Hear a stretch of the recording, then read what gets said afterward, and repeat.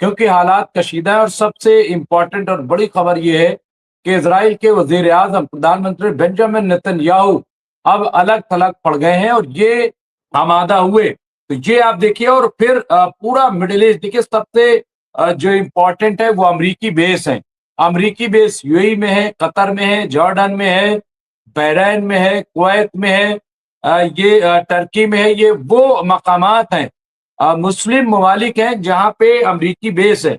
और इन अमरीकी बेसों का इस्तेमाल जो है, जो फौजी अड्डे जिसको हम कह लें,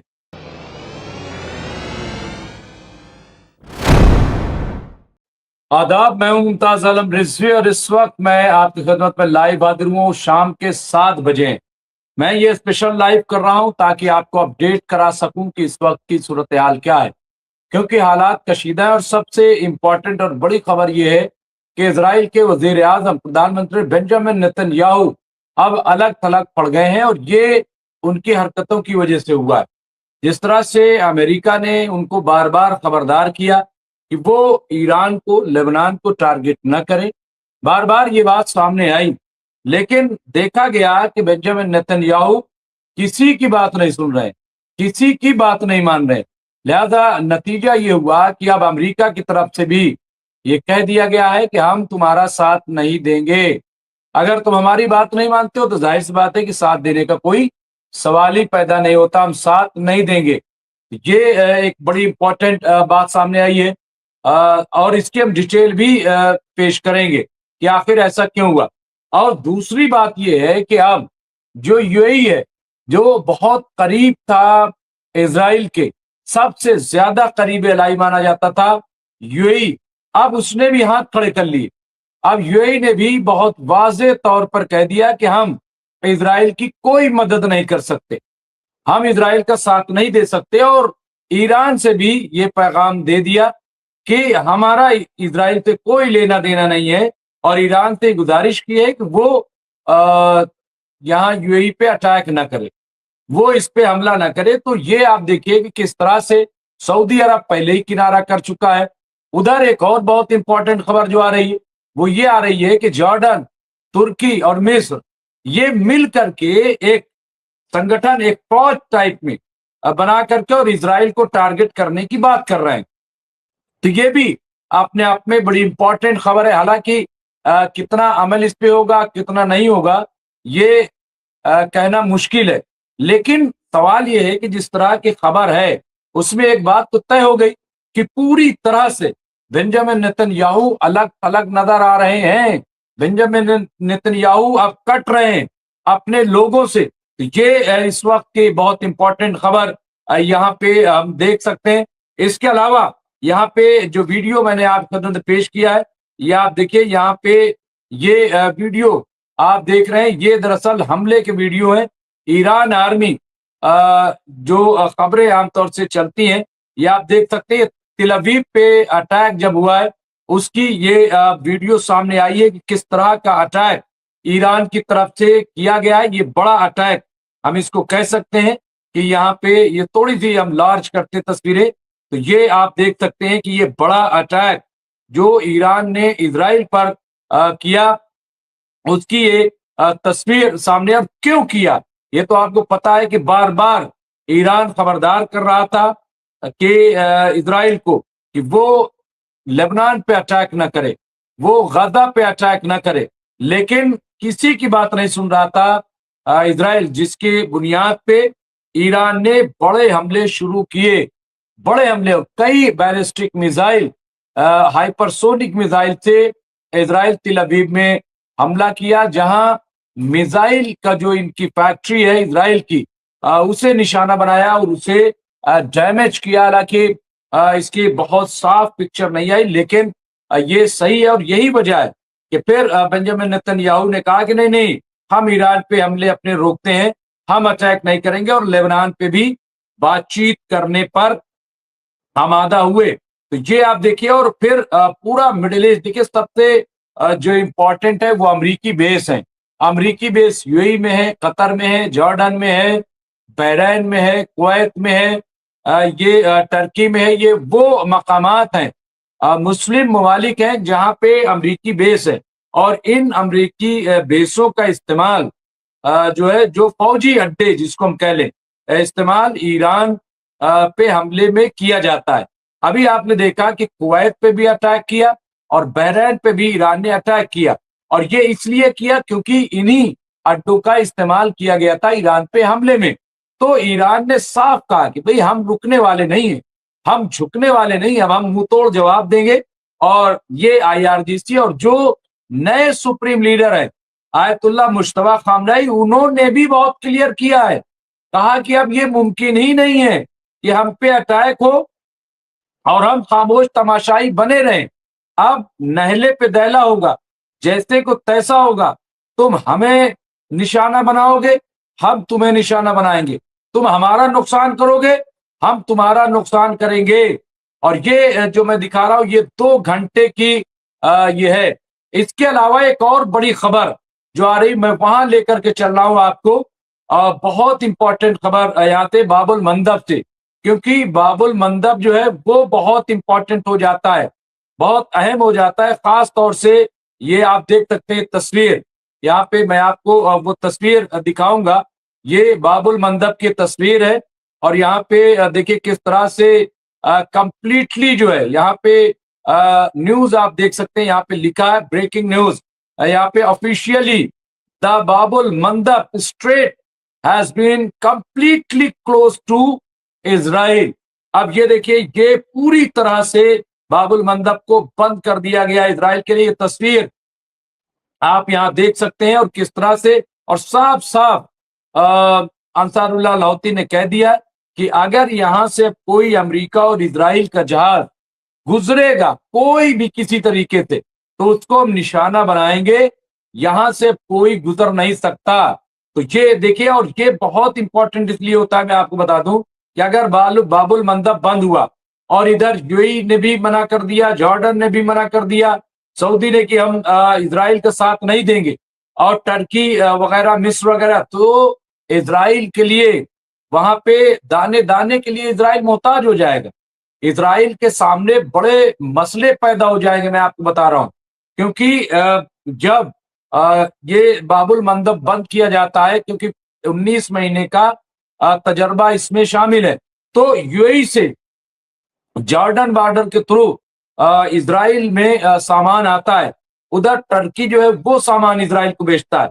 तो अगर इन लोगों ने सामान नहीं भेजा तो त्राहिमाम हो जाए, इजराइल में हंगामा हो जाएगा। वैसे भी इजराइल में बहुत हंगामा है, इजराइल कोई पुरसुकून नहीं। अगर आप समझ लें कि आप सारी मुसीबत जो है वो ईरान में है, सारी मुसीबत जो है वो गाजा में है, सारी मुसीबत लेबनान में, सिर्फ ऐसा नहीं है।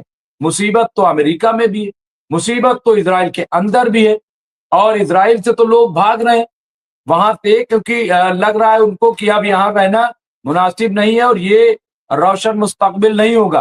हालांकि बार बार ये खबर आती है, खबर दी जाती, आती नहीं है क्या, कि हम यहाँ कब्जा हमने कर लिया, वहां कब्जा कर लिया, यहाँ हम पहुंच गए, हमने 70% ये कर लिया।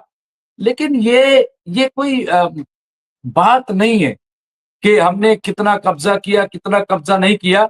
तो बहरहाल ये इस वक्त मैं 7 बजे का लाइव, बहुत शॉर्ट लाइव, जो इंपॉर्टेंट खबरें हैं वो मैं आप तक पहुंचा रहा हूं। यहाँ स्ट्रेट ऑफ हुर्मुज देखिए, 2 घंटे पहले की खबर कि पूरी तरह से इजराइल के लिए बंद कर दिया गया है, अमेरिका के लिए बंद कर दिया गया है। यहाँ से खबर जो आई है, एक खबर और जो बहुत इंपॉर्टेंट है, हालांकि वो यहाँ पे जो दिखाया जा रहा है वो 10 घंटे पहले की खबर है, लेकिन चूंकि बहुत इंपॉर्टेंट है इसलिए मुझे ऐसा लग रहा है कि इसे जरूर आप तक पहुंचाना चाहिए।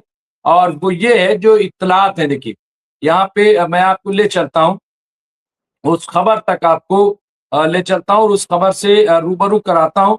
यहाँ पे ये खबर भी आप देखिए इजरायली आर्मी की तरफ से, हालांकि ये फेक भी हो सकती है, लेकिन फिर भी कहाँ क्या खबर चल रही है वो मैं जरूर आपको बता दूं। ये खबर जो आई है वो ये, यहाँ पे लिखा है, इत्तलात ईरान पर अब तक का सबसे बड़ा हमला, ये कहा गया। हालांकि जितना इजरायली आर्मी की तरफ से कहा जा रहा, इजरायली आर्मी भी इस तरीके के मैंने देखे कि बहुत सारे फेक भी बने हुए, हालांकि वहां पे ब्लू टिक है, लेकिन फिर भी इस पे बहुत ज्यादा भरोसा नहीं किया जा सकता। फिर भी ये खबर जो है मैं बता रहा हूँ, इत्तलात के मुताबिक इसराइल ने ईरान पर जबरदस्त हमला किया है। हमले में 3 एयरबेस और 7 फौजी कैंप तबाह हो गए हैं। इसके अलावा 300 से ज्यादा फौजी और कई आला अफसरान भी मारे गए हैं। ये दावा किया जा रहा है इसराइल की तरफ से, लेकिन इसमें बहुत ज्यादा सच्चाई नहीं है। बहुत ज्यादा हम इसको नहीं कह सकते कि इस पे बहुत ज्यादा भरोसा किया जाए, लेकिन बहरहाल ये दावा किया गया है। एक इसी तरीके का और दावा है जिसमें ये कहा गया है कि आईआरजीसी के जो चीफ हैं उन्हें मार दिया गया है, उन्हें इस हमले में।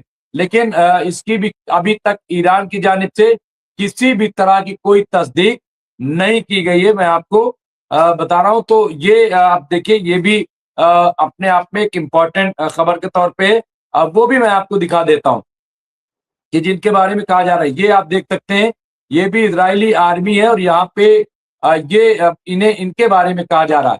ये आप तस्वीर देख सकते हैं, इनके बारे में ये लिखा गया है।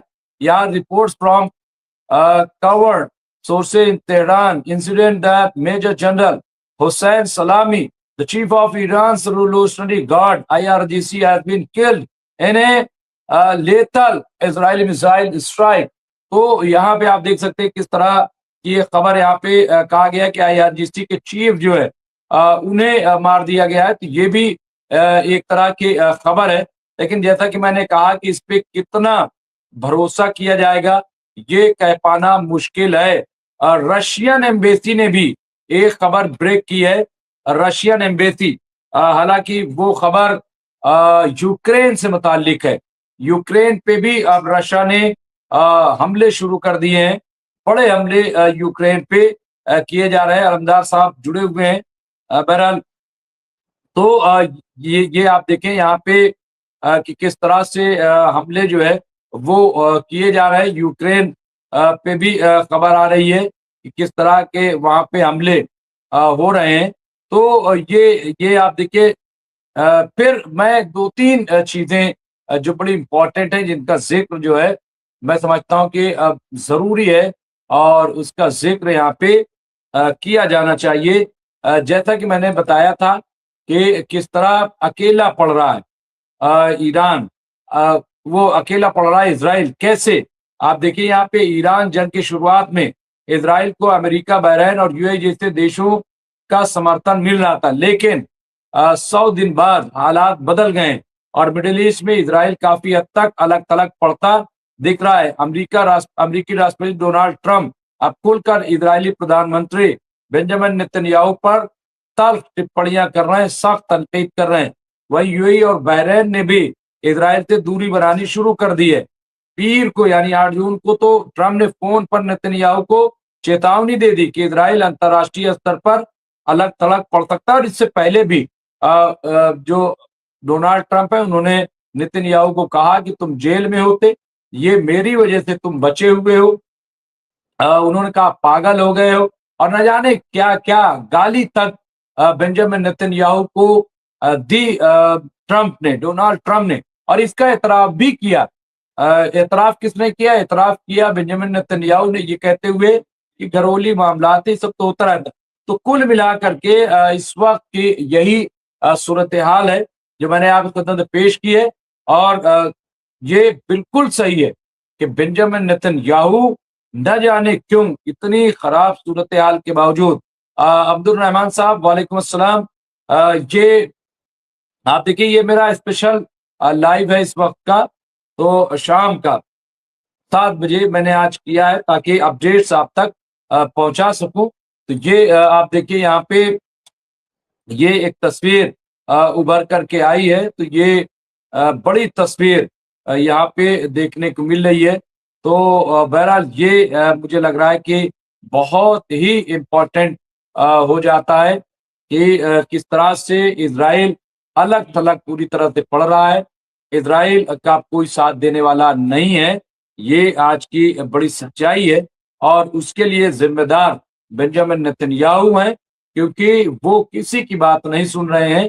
और अब ईरान ने भी बहुत क्लियर कर दिया है, IRGC ने कहा है कि हम मुंह तोड़ जवाब देंगे, हम किसी को बख्शने वाले नहीं है, किसी को छोड़ने वाले नहीं है। ये साफ साफ कह दिया। ये मुझे लग रहा है कि इसके बाद भी अगर बेंजामिन नेतन्याहू कुछ करते हैं तो जाहिर है कि इसका खमियाजा उन्हें खुद भुगतना पड़ेगा, ये तो तय हो गई।